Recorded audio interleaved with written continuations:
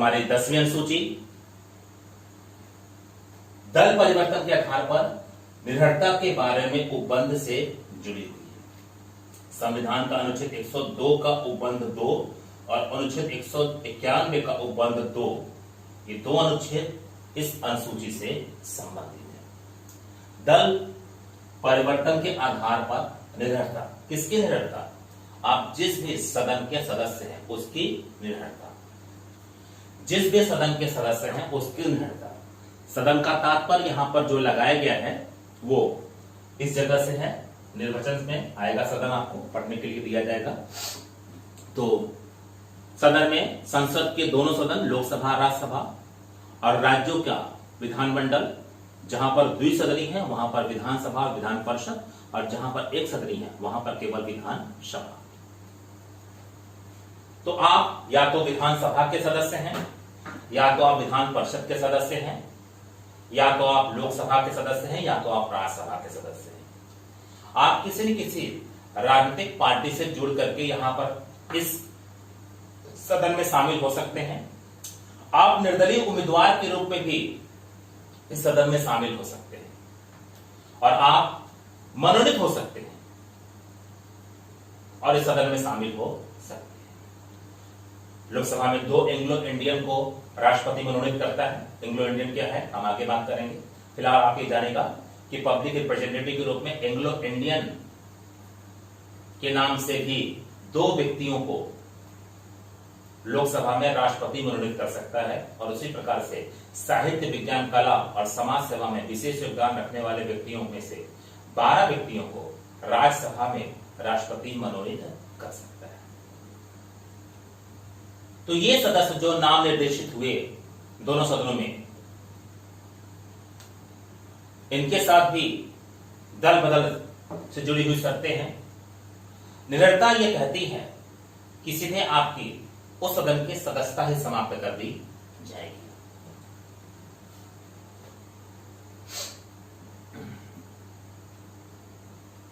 तो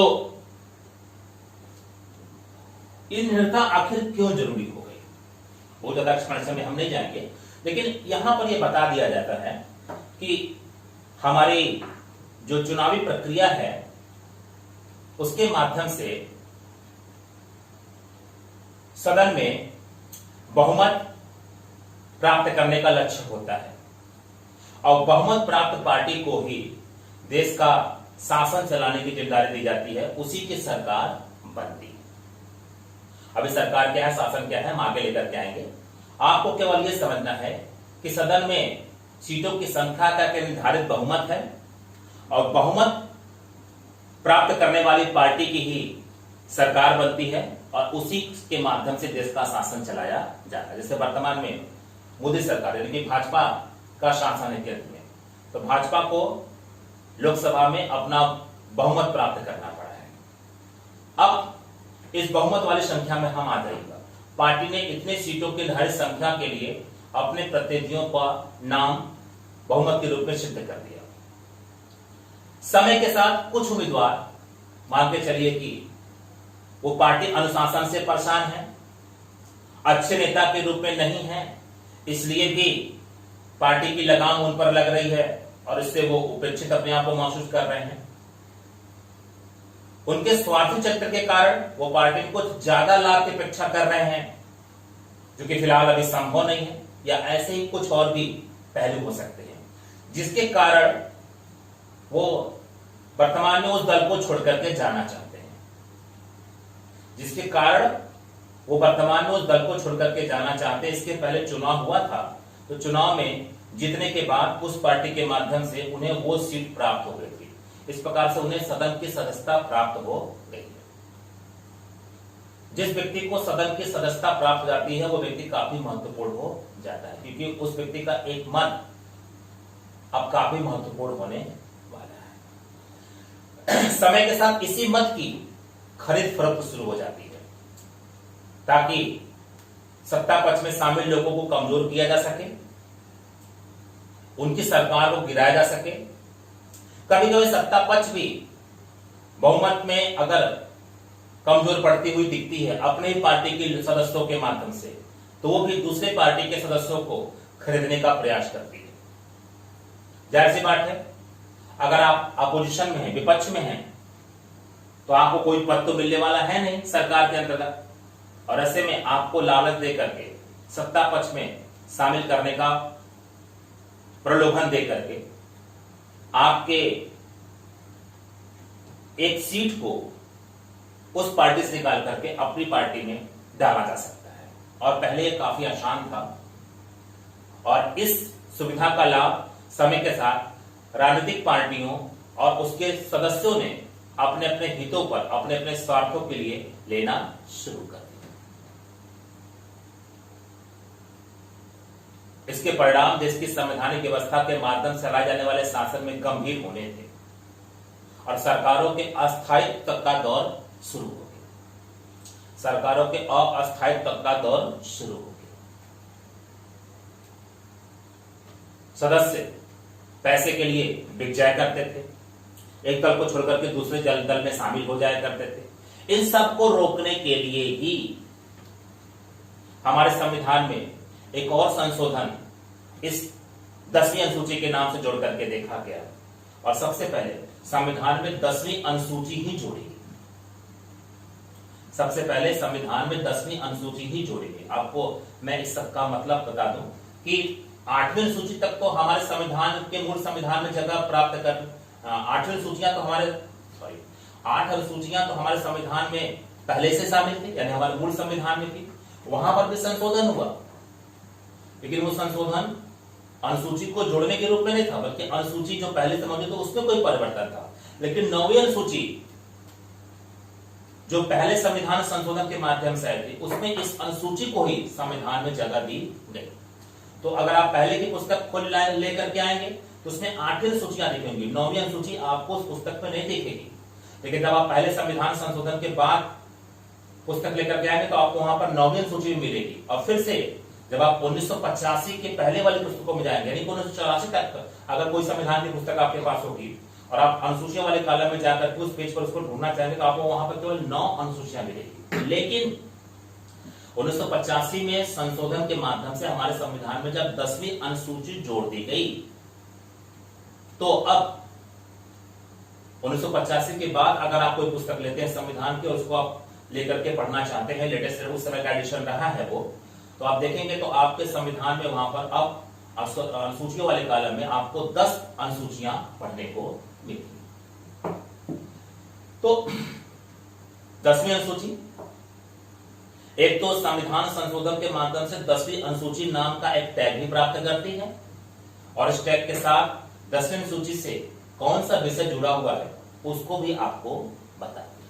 तो 10वीं अनुसूची संविधान संशोधन के माध्यम से आने वाली एक नई अनुसूची है हमारे संविधान में, और इस अनुसूची का विषय क्या है? दल बदल निरोधक कानून।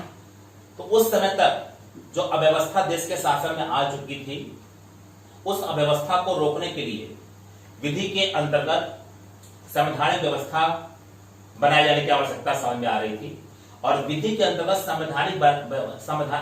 अंतर्गत उसी बनाए जाने वाली संवैधानिक व्यवस्था के मद्देनजर दल बदल या दल परिवर्तन के आधार पर निरंतरता के बारे में उपबंध प्रावधान से जुड़ करके 10वीं अनुसूची को यहां पर लाया गया था। तो क्या प्रावधान है? अगर आपने दल बदल कर दिया तो क्या होगा?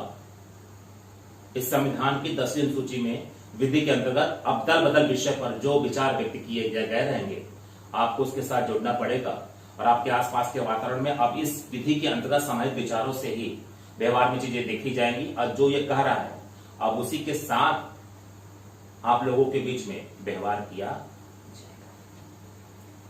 तो ये अनुसूची 8 पैरा को शामिल करती है। पहला है निर्वचन, दूसरा है दल परिवर्तन के आधार पर निर्भरता, दल परिवर्तन के आधार पर निर्भरता का दल विभाजन की दशा में लागू न होना, दल परिवर्तन के आधार पर निर्भरता का विलय की दशा में लागू न होना, छूट, 5वीं अनुसूची है छूट, और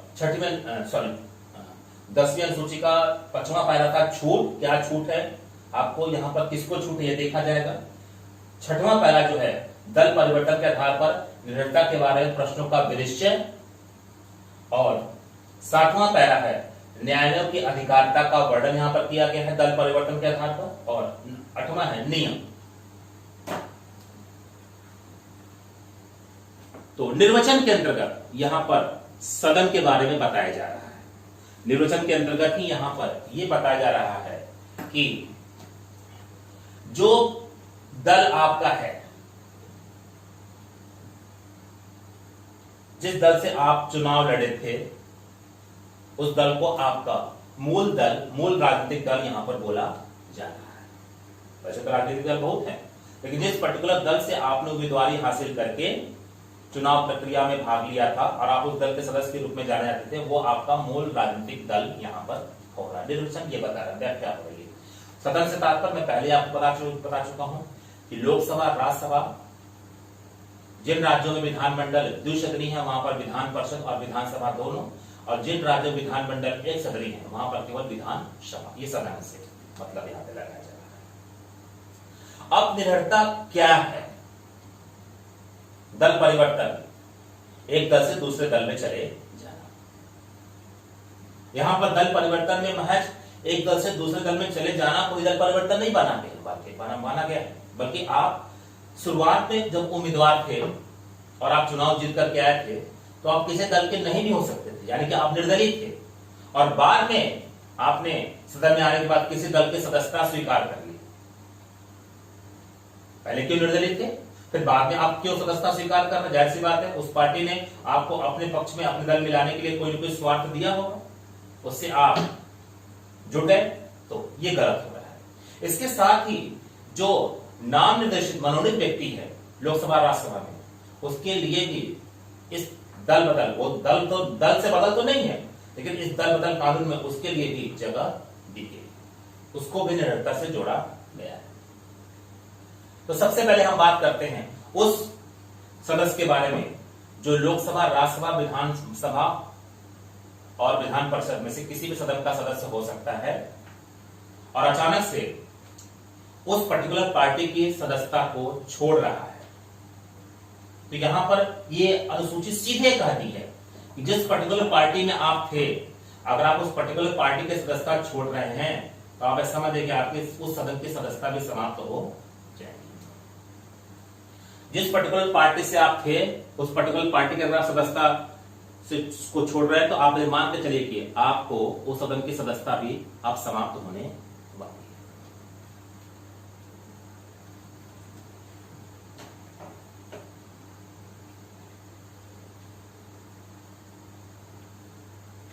ये किसी भी सदन की बात हो सकती है, लोकसभा, राज्यसभा, विधानसभा और विधान परिषद।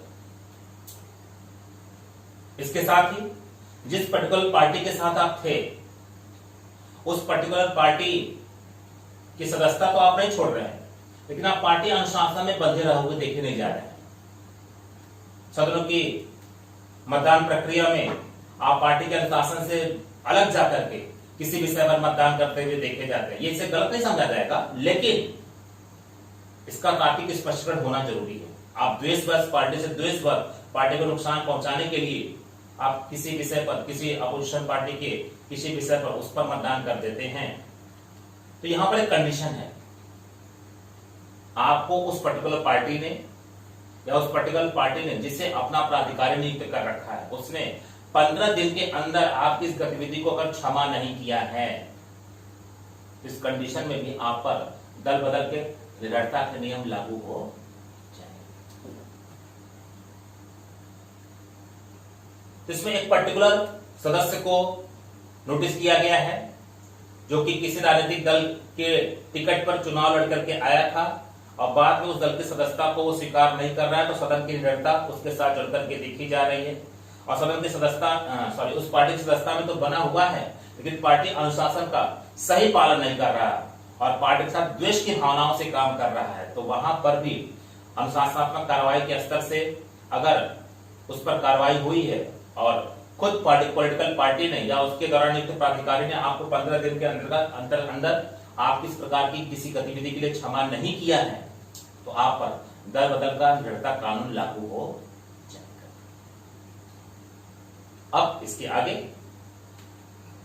सपोज कर लीजिए कि आपने अभी जो सदन की सदस्यता चुनाव जीत करके हासिल की है वो किसी पर्टिकुलर पार्टी के टिकट पर आपने उम्मीदवारी हासिल नहीं की थी, बल्कि आप निर्दलीय उम्मीदवार के रूप में उस सदन में जीत करके आए थे।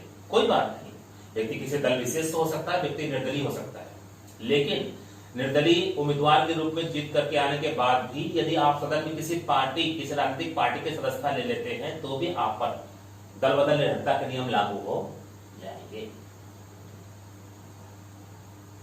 इसके साथ ही लोकसभा और राज्यसभा में नाम निर्देशित होने के बाद भी यदि उसी तरह से जब आप नाम निर्देशित व्यक्ति के रूप में राज्यों में विधानसभा में और विधान परिषद में जो कि राज्यपाल के माध्यम से नाम निर्दिष्ट व्यक्ति है उसके लिए भी बात लागू होती है कि नाम निर्देशन के बाद से 6 महीने के बाद अगर वो व्यक्ति भी किसी राजनीतिक दल की विचारधारा से प्रभावित होकर के उसके सदस्यता ले लेता है तो उस व्यक्ति पर भी निर्भरता का नियम लागू हो जाएगा। उस व्यक्ति पर भी निर्भरता का नियम लागू हो जाएगा। तो दल परिवर्तन के आधार पर निर्भरता, इसमें उस व्यक्ति के लिए भी निर्भरता का नियम है जो किसी दल का सदस्य था, बाद में इसने उस दल की सदस्यता छोड़ दी थी। दल की सदस्यता तो नहीं छोड़ रहा था लेकिन पार्टी के अनुशासन के विरुद्ध जाकर के काम कर रहा था और ऐसे में पार्टी अनुशासन का आधार लेकर के उसको 15 दिन में क्षमा नहीं करते थे तो उस पर निर्भरता का नियम लागू हो जाएगा। उस व्यक्ति पर भी दल बदल के निर्भरता के नियम लागू होंगे जो किसी दल से जुड़ा हुआ नहीं था, निर्दलीय था, लेकिन बाद में किसी दल से जुड़ करके उसकी सदस्यता ले रहा था और खुद लोकसभा, राज्यसभा, विधानसभा, विधान परिषद में जो नाम निर्दिष्ट व्यक्ति है राष्ट्रपति और राज्यपाल के माध्यम से क्रमशः वो भी 6 महीने के बाद अगर किसी दल की सदस्यता ले लेता है तो उस पर भी निर्भरता के नियम लागू हो जाएंगे। एक होलिस्टिक थीम बनाइए अपने दिमाग में कि कौन कौन से लोग यहाँ पर निर्भरता से जुड़ करके देखे जाते हैं और इस जगह पर रूल्स रेगुलेशन लेकर के आने से फिर कैसे दल बदल पर रोक लगा करके सरकारों को अस्थायित्व देने का प्रयास किया जा रहा है। ये जो खरीद फरोख्त है, खरीदना और बेचना है सदस्यों का, दो में लोग बिक जाते हैं, अपनी पार्टी के विरुद्ध चले जाते हैं, तो वो सब कैसे सही किया दल। लेकिन यहां पर एक बात और है, कोई जरूरी नहीं कि हम जिस पार्टी से जुड़ गए अब आजीवन उसी पार्टी में रहेंगे, पार्टी हमारा शोषण करते जाए और हम उस शोषण में शामिल रहें। आप अगर चुनाव प्रक्रिया का हिस्सा नहीं है, आप सदन के सदस्य नहीं है, तो आप एक मात्र उस पार्टी से जुड़े हुए नेता हो सकते हैं, आप कभी भी उस पार्टी से अलग हो जाए, कहीं कोई दिक्कत नहीं। लेकिन अगर आप उस पार्टी की उम्मीदवारी के साथ इस समय सदन में शामिल हैं तो यहां पर जो पहली कंडीशन आपको बताई वो तो आप पर लागू हो ही जाएगी। लेकिन आपको यहां पर एक कंडीशन और भी जोड़ करके देखना हो सकता है कि पार्टी ही सही नहीं जा रही, तो जाहिर सी बात है अगर पार्टी गलत होगी तो कम से कम और लोग भी आपके साथ उस विरोध का हिस्सा होंगे। ऐसे में ये पार्टी कहती है कि दल परिवर्तन के आधार पर निर्भरता का दल विभाजन की दिशा में लागू होना। अगर वो दल ही विभाजित हो गया, सदन में ये पार्टी थी और सिर्फ अन्य पार्टियां हैं, ठीक है, जो भी है ये पार्टी थी, बाद में पार्टी दो भागों में क्या हो गई, बढ़ गई, एक हिस्सा ये हो गया, एक हिस्सा ये हो गया, कोई बात नहीं, पार्टी बढ़ गई।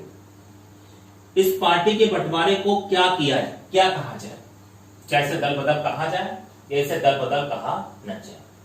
बंटवारे के बाद अगर इस पार्टी की मान के चलिए पूरी सदस्य संख्या 60 थी यहां पर, इसमें से बंटवारे के बाद 40 लोग एक तरफ हो गए, 20 लोग एक तरफ हो गए, ठीक है।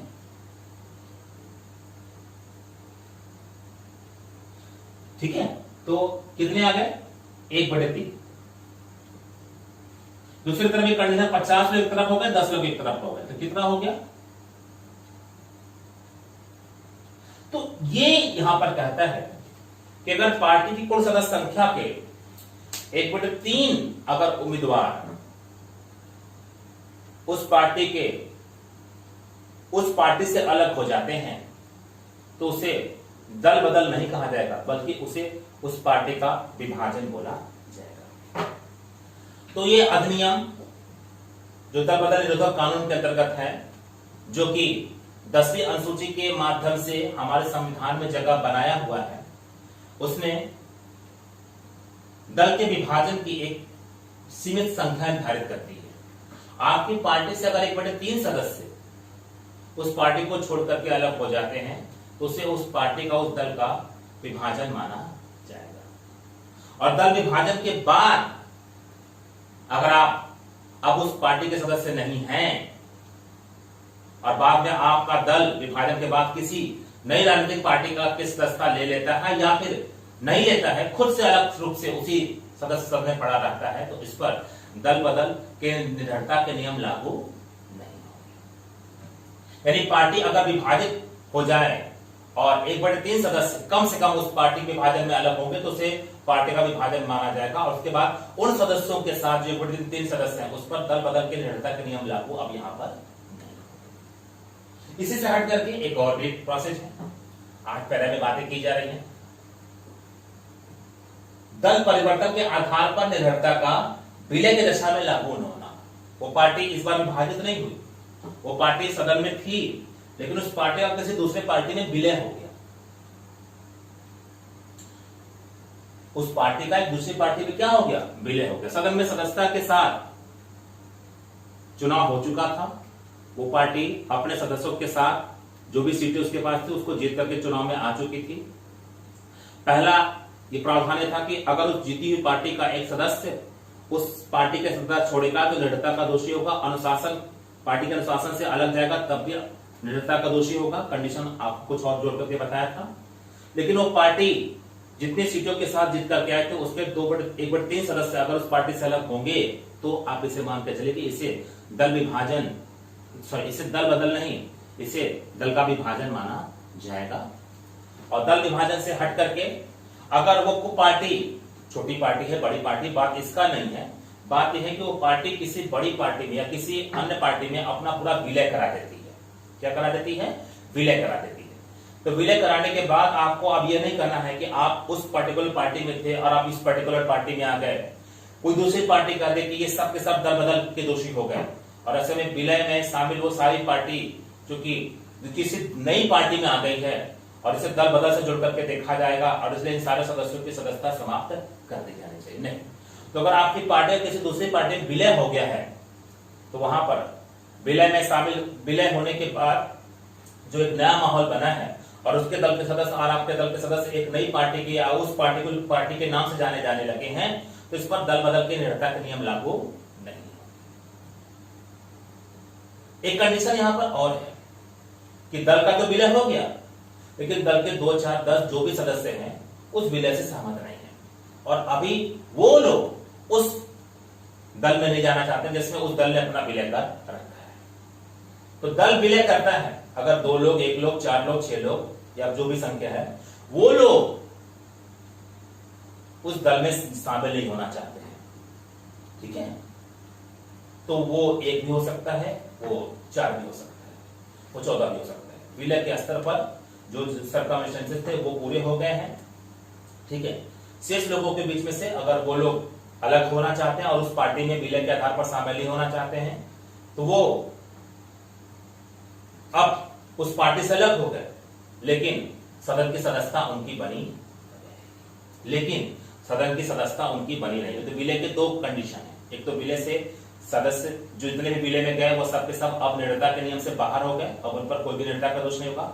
और जो लोग विलय होने के बाद उस पार्टी के विलय का हिस्सा नहीं बनना चाहते हैं और अपनी स्वतंत्र छवि, स्वतंत्र पहचान बनाना चाहते हैं, अब वो उस पार्टी के अनुशासन से बाहर है और उन पर भी अपनी निर्भरता के नियम लागू नहीं है। इसके साथ ही कुछ छूट का प्रावधान है। ये छूट का प्रावधान क्या है? सदन, संसद में भी लागू है और राज्य के विधानमंडलों में भी लागू है। किसके लिए? सदन में, लोकसभा में जो सदन का अध्यक्ष है और उपाध्यक्ष है, राज्यसभा में सभापति तो नहीं, क्योंकि राज्यसभा में जो राष्ट्रपति, उपराष्ट्रपति है वो राज्यसभा का प्रदेश सभापति होता है, लेकिन राज्यसभा में उपसभापति का चुनाव होता है राज्यसभा के निर्वाचित सदस्यों के माध्यम से। उसी तरह से लोकसभा में भी अध्यक्ष और उपाध्यक्ष का लोकसभा के निर्वाचित सदस्यों के माध्यम से चुनाव होता है। राज्यों के विधानमंडल में भी यही चीजें आती है। राज्य विधानमंडल के भी सभापति और उपसभापति, और राज्य विधानमंडल में विधानसभा में उसके अध्यक्ष और उपाध्यक्ष। ये अध्यक्ष और उपाध्यक्ष और राज्यसभा में उपसभापति और राज्य विधान परिषद में सभापति और उपसभापति उस पद पर चुने जाने से पहले किसी राजनीतिक पार्टी के सदस्य हो सकते हैं। किसी राजनीतिक पार्टी के सदस्य होने के बाद उस पर्टिकुलर पद पर चुने जाने के बाद उस पद की गरिमा के दृष्टिकोण से वो चाहे तो स्वेच्छा से उस राजनीतिक दल से अपनी सदस्यता को छोड़ सकते हैं। चाहे तो छोड़ भी सकते हैं, चाहे तो छोड़ नहीं भी सकते, दोनों कंडीशन है। तो अगर उन्होंने उसको छोड़ दिया तो उस पद की गरिमा का ध्यान रखते हुए उनके इस काम को सराहा जाना चाहिए, और इस स्थिति में दल बदल निरंतरता कानून उस पार्टी की सदस्यता छोड़ने के आधार पर उनको अब दोषी नहीं माने। उन पर यह नियम कानून अब लागू नहीं। किस पर? लोकसभा के अध्यक्ष उपाध्यक्ष के रूप में वर्तमान में जो भी अध्यक्ष उपाध्यक्ष है, जिस भी पार्टी की ओर से ये अध्यक्ष, जिस भी पार्टी की ओर से जीत करके ये लोकसभा चाहे राज्यसभा की सदस्यता को प्राप्त करता है, चाहे विधानसभा की सदस्यता को प्राप्त करता है राज्य विधानमंडल में, बाद में उस पार्टी से निकल करके अगर उस सदन का अध्यक्ष या उपाध्यक्ष बन जाता है तो अब यहां से उस पद की गरिमा को बनाए रखने के लिए अगर वो चाहे तो उस पार्टी से अपनी सदस्यता को ले सकता है। उस पार्टी के सदस्यता को वो चाहे तो त्याग सकता है, लेकिन सदस्यता त्यागने के बाद उस पर दल बदल निरंतरता का नियम लागू यहां पर नहीं। ये छूट है। किसको छूट मिली हुई है? दल बदल निरंतरता के नियम से किसको छूट मिली हुई है? लोकसभा के अध्यक्ष को, उपाध्यक्ष को, राज्यसभा के उपसभापति को, विधानसभा के अध्यक्ष उपाध्यक्ष को और विधान परिषद के उपसभापति और उपसभापति को। लेकिन हाँ, इस छूट में वो उस दल की सदस्यता छोड़ दे और फिर किसी दूसरे दल की सदस्यता ले ले, ऐसा नहीं, ऐसा नहीं।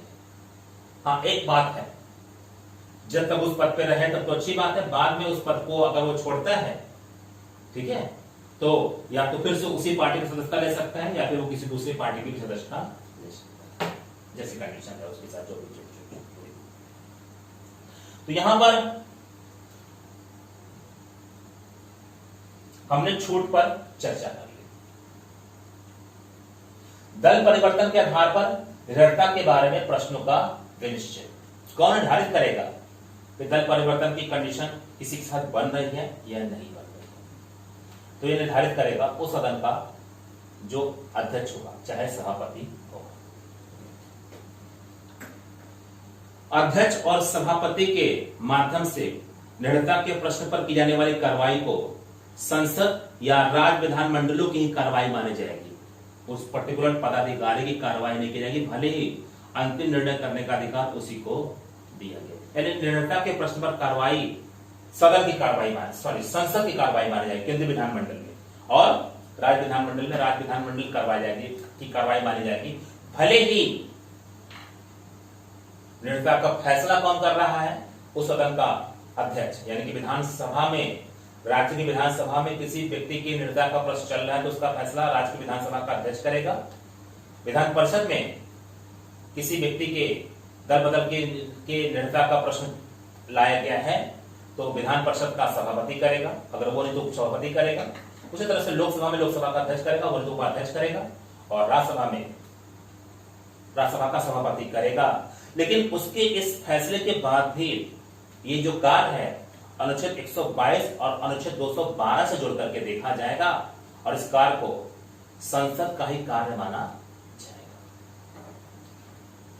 ठीक है, तो न्यायालयों के अधिकारिता का वर्णन है, विनिश्चय कौन करेगा ये बता दिया आपको। उस पर्टिकुलर सदन का जो अध्यक्ष है और उसके अनुपस्थिति में जो उपाध्यक्ष है, चाहे सभापति उपसभापति जो भी कंडीशनल है, तो वो इस निरंतरता के प्रश्न का फैसला करेगा और उसी का फैसला अंतिम फैसला। इसमें न्यायपालिका और राष्ट्रपति कुछ नहीं कर रही, ठीक है, दल बदल के आधार पर। और आगे फिर न्यायालयों के अधिकारिता का वर्णन है, तो दल बदल के निरंतरता के प्रश्न पर न्यायालयों के पास कोई अधिकार नहीं। उसके बाद फिर कुछ नियम है जो निरंतरता के स्तर पर बनाए जाते हैं, वो सदन बनाने का अधिकार अपना रखता है। तो इस प्रकार से 8 पैरा में दल बदल को यहां पर आपके सामने लाया गया।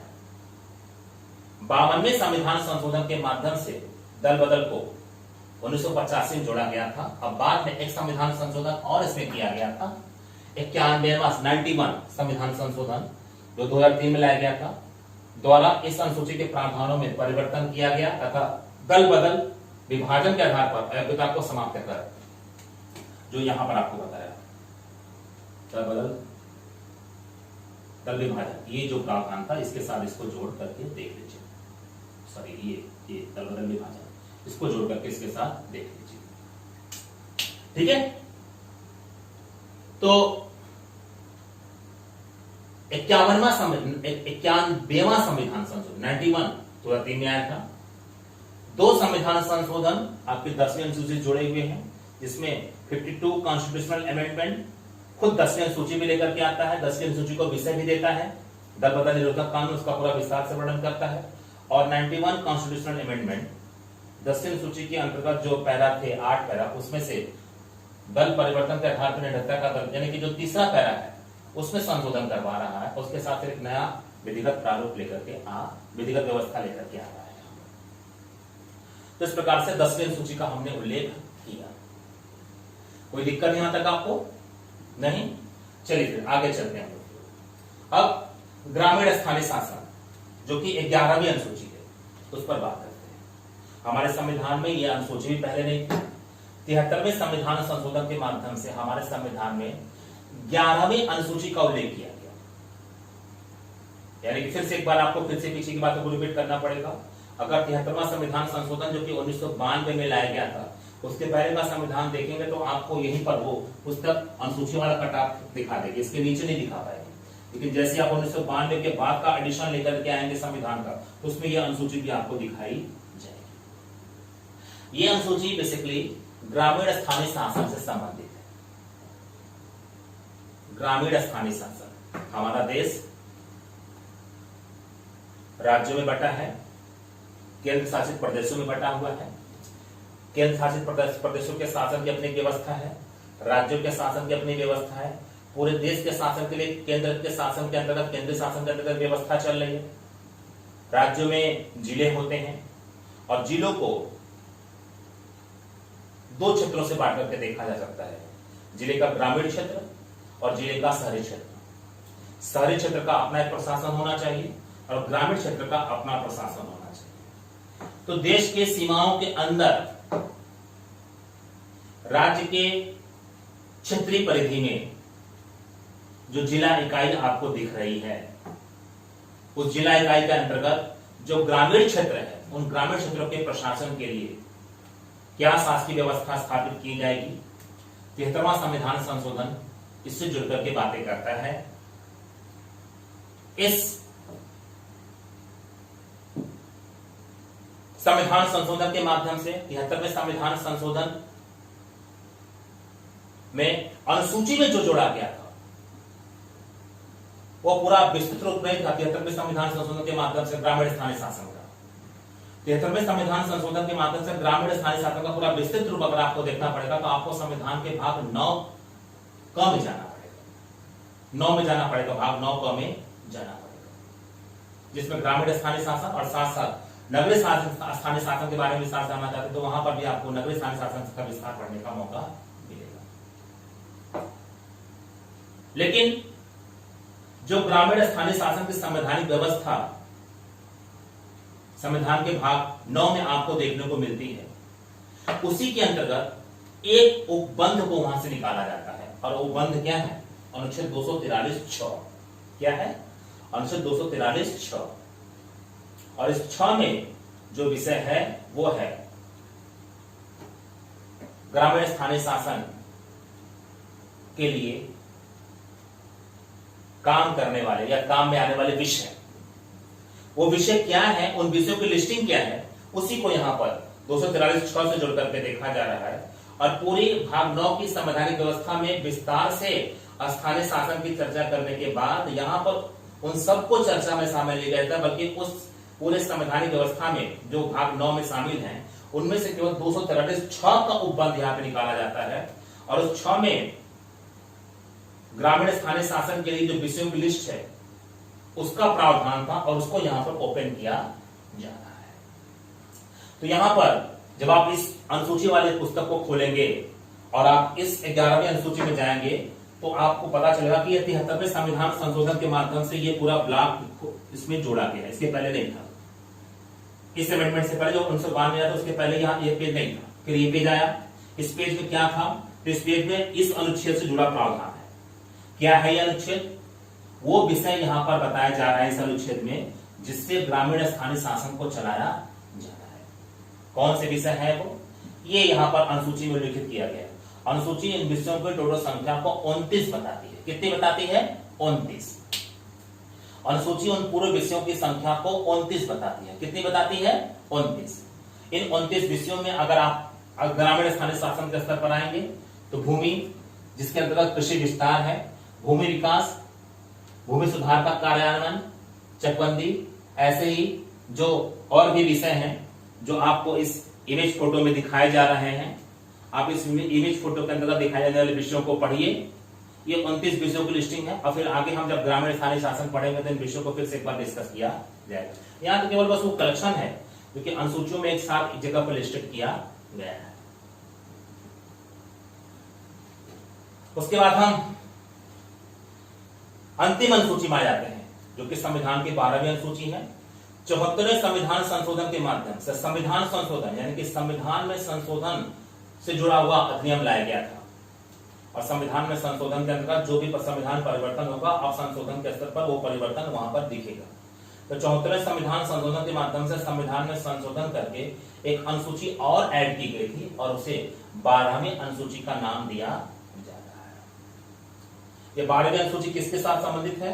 नगरीय स्थानीय शासन से संबंधित है। मैंने आपको बता दिया कि राज्य के अंतर्गत जो जिला है, जिले की अवस्था, जिले की जो अवस्था उसमें ग्रामीण क्षेत्र भी होता है, शहरी क्षेत्र भी होता है। तो ग्रामीण क्षेत्रों के लिए ग्रामीण स्थानीय शासन का कंसेप्ट है और शहरी क्षेत्रों के लिए शहरी या नगरीय स्थानीय शासन का कंसेप्ट है। नगरीय स्थानीय शासन है। यहाँ पर फिर से एक बार आपको बोलेंगे कि भाग 9 को ये नगरीय स्थानीय शासन से संबंधित है। ठीक है। ये जो 74वां संविधान संशोधन आता है वो अनुसूचियों में भी परिवर्तन लेकर के आता है और उसके साथ साथ संविधान के भागों में भी अनुच्छेदों के साथ परिवर्तन लेकर के आता है। तो भाग 9 के अंतर्गत नगरीय स्थानीय शासन की पूरी व्यवस्था लेकर के संविधान आ रहा है। उसमें नगरीय स्थानीय शासन के अंतर्गत जिले के अंतर्गत आने वाली जो नगरीय इकाई है उसका शासन कैसे चलाया जाने वाला, उसका पूरा विस्तार बताएगा। कैसे चुनाव होगा, कैसे गठन होगा, कैसे इनकी वित्तीय व्यवस्था होगी, उसका पूरा विस्तार है। लेकिन उसी पूरे विस्तृत प्रोसेस में एक सेक्शन सेगमेंट उसका है, एक उपबंध उसका है भाग 9 का जो अनुच्छेद 243 ब है। क्या है? 243 ब है।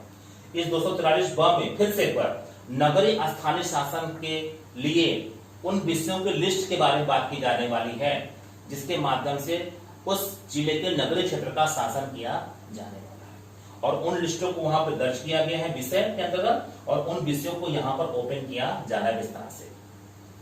तो वहां पर जो अनुच्छेद 243 ब है जो कि विषयों के बारे में बात करता है, नगरीय स्थानीय शासन के विषय क्या क्या है उनके बारे में बात करता है और उन विषयों की लिस्ट यहाँ पर दी जा रही है। इसके साथ उन विषयों की संख्या बताई जाती है। इनकी संख्या वहां पर 29 थी ग्रामीण स्थानीय शासन के लिए और यहाँ पर पूरी संख्या उसकी 18 दिखेगी। तो 29 और 18 ग्रामीण स्थानीय शासन के विषयों की संख्या 11वीं अनुसूची के माध्यम से 243(6) के अंतर्गत यहाँ पर जिससे संवैधानिक प्रावधान भाग 9 और 9 में क्रमशः ग्रामीण स्थानीय शासन और नगरीय स्थानीय शासन के रूप में देखा जाना था। उसके 243(6) में ये प्रावधान था और 243 ब में ये 18 विषयों का एक पूरा प्रावधान दिया गया है। आपको इन प्रावधानों को जानना क्या है। अगर आप इसको पढ़ना चाहेंगे तो इसमें कुल 18 विषय हैं। नगरीय योजना जिसके अंतर्गत नगर योजना भी है, आर्थिक और सामाजिक विकास योजना, सड़कें और पुल ये विषय हैं। नगरीय शासन में जो नगरीय शासन को चलाने वाला निकाय है वो इन विषयों पर विधि बनाएगा नगर में शासन के लिए। घरेलू, औद्योगिक और वाणिज्यिक प्रयोजनों के लिए जल प्रदाय और ऐसे ही अन्य विषय जो आपको इस अनुसूचित जुड़े हुए इस इमेज फोटो में दिखाए जा रहे हैं। तो आप इनको भी पढ़िए और इनके साथ जुड़ करके अपनी रीडिंग को आगे बढ़ाते रहिए। तो इस प्रकार से हमने संविधान से जुड़ी हुई 12 अनुसूचियों का उल्लेख कर लिया। इस अनुसूचियों का उल्लेख करते समय हमने आपको तथ्यात्मक आधार पर, लॉजिक के आधार पर लगभग पूरी जानकारी दी है। विषय का एक्सप्रेशन भी कर दिया है। प्रारंभिक परीक्षा के दृष्टिकोण से कॉम्प्रिहेंसिव अध्ययन में इतनी बातों की आवश्यकता पड़ती है हमने किसी विषय के एनालिसिस यहां पर लगभग नहीं की, क्योंकि एनालिसिस मुख्य परीक्षा का मूल आधार। तो प्रारंभिक परीक्षा के दृष्टिकोण से फैक्ट और लॉजिक के साथ ज्यादा ज्यादा मैटर को यहां पर आपके सामने कलेक्ट किया गया है। कैसे प्रश्न बनते हैं, अब आप उससे जुड़ करके थोड़ा बहुत चीजों को देख लीजिएगा। एक तो आपको सीधे सीधे तथ्यों से प्रश्न बन सकता है कि किस अनुसूची में क्या है, कौन सा विषय किस अनुसूची के साथ जुड़ा। तो 5वीं अनुसूची में क्या विषय है, 4थी अनुसूची में क्या विषय है, 3री अनुसूची में क्या विषय है, 11वीं अनुसूची में क्या विषय है। अगर किसी अनुसूची के साथ कोई संशोधन जुड़ा हुआ है तो आपको यह भी जानना है कि किस अनुसूची में कौन सा संशोधन जुड़ा हुआ है और उस संशोधन के बाद उस अनुसूची में क्या शामिल किया गया। जैसे सिंधी भाषा शामिल की गई, बोडो, मैथिली, संथाली, डोगरी शामिल की गई, या नेपाली, मणिपुरी, किस अमेंडमेंट से भाषाओं वाली लिस्ट में इसको शामिल किया गया, किस अनुसूची से संशोधन संबंधित है और इस संशोधन के बाद उस अनुसूची में क्या नया परिवर्तन आया था। 52 कॉन्स्टिट्यूशन अमेंडमेंट के साथ साथ जो 91 कॉन्स्टिट्यूशन अमेंडमेंट था दल बदल निरोधक कानून के अंतर्गत, तो दल बदल निरोधक कानून के 91 कॉन्स्टिट्यूशनल अमेंडमेंट का जो परिवर्तन हुआ था उसमें क्या परिवर्तन हुआ था, दल विभाजन से जुड़ा हुआ प्रोसेस क्या था, उस पर परिवर्तन किया गया था। तो इसके बारे में जानिए आप। 73वें संविधान संशोधन के माध्यम से कौन सी अनुसूची लाई गई थी, 74वें संविधान संशोधन के माध्यम से। ये सैंपल्स ऑफ फैक्ट्स आप चाहे तो मिलान के रूप में भी तैयार कर सकते हैं या कोर्ट के प्रश्नों के रूप में भी आप इसको तैयार कर सकते हैं। ठीक है, तो उसके साथ ही जो चौथी अनुसूची है तो राज्यसभा की सीटों की संख्या है, हर राज्य के साथ सीटों की संख्या कितनी है, अनुसूची के प्रश्नों के अंतर्गत भी इसको ठीक से थोड़ा सा रिकॉल कर लिया जाना चाहिए। सबसे ज्यादा सीटों की संख्या कितनी है, सबसे कम सीटों की संख्या कितनी है, इसके बाद आपको पता है। अगर आप उत्तर प्रदेश विशेष के साथ जुड़े तो उत्तर प्रदेश के सारे तथ्य आपको बेसिकली ज्यादा क्लियर होने चाहिए और उत्तर प्रदेश के आसपास के जो राज्य है उसके साथ संबंधात्मक आधार पर भी कोई फैक्ट अगर आपको है अनुसूचियों से तो वो आपको पता होना चाहिए। मेरे कहने का मतलब है कि अगर उत्तर प्रदेश के राज्यों को जान रहे हैं तो यहाँ पर आपको एक रिलेशनमेंट डेवलप करना पड़ सकता है और बिहार, एमपी, उत्तरांचल, राजस्थान के राज्यों की सीटों की संख्या को विधानसभा की सीटों की संख्या के रूप में, विधानसभा की उन निर्धारित सीटों की संख्या के रूप में जो प्रतिनिधि के रूप में राज्यसभा में उस राज्य से भेजे जाने वाले हैं, इसके बारे में आपको फैक्चुअली जानने के लिए बोला जा सकता है। ठीक है, तो सारी अनुसूचियों के नाम, उन अनुसूचियों के विषय के नाम, उन अनुसूची जुड़े हुए अनुच्छेदों के नाम, किस पर्टिकुलर अनुच्छेद के साथ कौन सी अनुसूची जुड़ी हुई है, ये सब थोड़ा सा आप याद करिए। ठीक है, ताकि आप शुरू से ही टॉपिक को तैयार करते हुए आगे बढ़ते रहें।